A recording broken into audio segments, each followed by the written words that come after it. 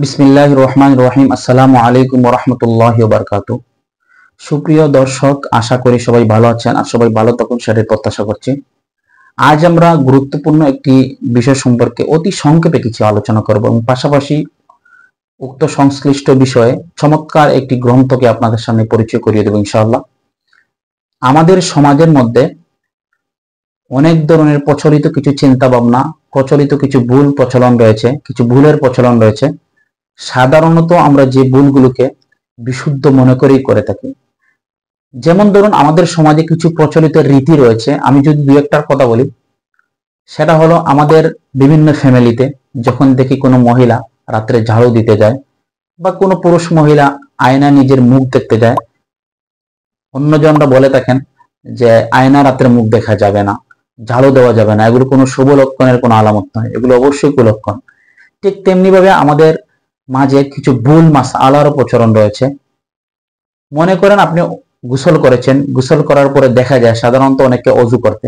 যদি তাকে জিজ্ঞেস করা হয় আপনি কেন অজু করেন, তখন উত্তরে বলে আমি তো অজু করিনি, গোসল করলাম মাত্র।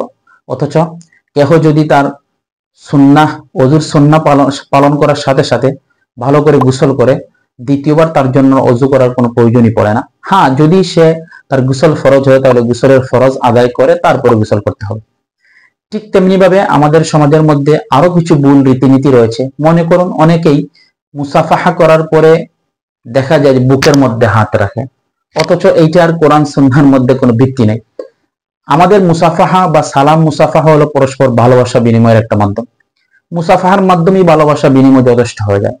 এর জন্য পৃথকভাবে আবার হাত এখানে রেখে অন্যের প্রতি ভালোবাসা বহিঃপ্রকাশ করার কোনো প্রয়োজন পড়ে না।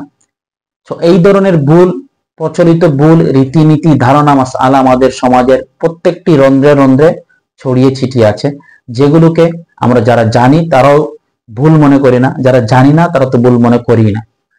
তো এই সংশ্লিষ্ট বিষয়ে আমাদের মারকাজুদ দাওয়া আল ইসলামিয়া এর সম্মানিত আমিনুত তালিম উস্তাদুল আসাতিদা শায়েখ মাওলানা আব্দুল মালিক হাফিজাহুল্লাহ চমৎকার একটি গ্রন্থ রচনা করেছেন। আমার কাছে যে সংস্করণটি রয়েছে সেটি একটু পুরনো, প্রাথমিক দিকের সংস্করণ। এখন এই গ্রন্থটি 2 খণ্ডে প্রকাশিত হয়েছে রাহনুমা প্রকাশনী থেকে। গ্রন্থটির আরবি নাম দিয়েছেন শেখ আল আগলাতুশ শাইআ, বাংলাতে যেটাকে প্রচলিত ভুল বলে। মূলত এখানে যে ভুল ভ্রান্তিগুলো নিয়ে আলোচনা করা হয়েছে সেগুলো মাসিক আল কাউসারের প্রত্যেকটা সংখ্যায় শেখ এক একটা ভুল নিয়ে আলোচনা করতেন, পরবর্তীতে সংকলন করে এ পর্যন্ত 2 খণ্ডে একটি গ্রন্থ প্রকাশিত হয়েছে, যা খুবই গুরুত্বপূর্ণ এবং ওলামায়ে কেরাম, জেনারেল শিক্ষিত সর্বসাধারণের কাছে বহু সমাদৃত। তো আমরা সবাই এই গ্রন্থটি অবশ্যই সংগ্রহ করব। কেন সংগ্রহ করব? যদি এই গ্রন্থটি সংগ্রহ করেন, আমি আপনাদেরকে বলি, আপনি গ্রন্থটি সংগ্রহ করার পর কয়েক পৃষ্ঠা পড়বেন, কয়েকটি ভুল রীতি, কয়েকটি ভুল সুন্নাহ, কয়েকটি ভুল হাদিস, কয়েকটি ভুল ধারণা, কয়েকটি ভুল কথা, যেগুলো আমরা কথার কথা অনেক ভুল করে থাকি। যখন আপনি পড়বেন নিজে আশ্চর্য হবেন যে এই কাজটা তো আমি বিশুদ্ধ মনে করে করতাম, এই কাজটা তো আমি সওয়াবের মনে করে করতাম, এই কাজটা তো আমি সুন্নাহ মনে করে করতাম। আদতে কোরআন সুন্নাহের মধ্যে এগুলো কোনো ভিত্তি নাই, জাস্ট আমাদের সমাজের মধ্যে প্রচলিত ভুল হিসাবে আমাদের মাঝে এগুলো বিশুদ্ধ হয়ে বেঁচে আছে। এজন্য আমার সবার কাছে আবদার থাকবে, আপনারা এই মহা গুরুত্বপূর্ণ গ্রন্থটি যে 2 খণ্ডে প্রকাশিত হয়েছে, আপনারা ইন্টারনেট সার্চ করে রকমারি.com বা যে কোনো সাইট থেকে বা যে কোনো লাইব্রেরিতে সংগ্রহ করে নেবেন ইনশাআল্লাহ। যদি আপনি এটা সংগ্রহ করেন তাহলে অনেক ভুল সম্পর্কে আপনারা জানা হবে। পাশাপাশি আপনি কেহ যদি ওই ভুল রীতিটা বা ওই ভুল বলাটা বা ভুল ধারণাটা আপনার সাথে করে থাকে, তাহলে আপনি তাকে সঠিকটা জানিয়ে দিতে পারবেন।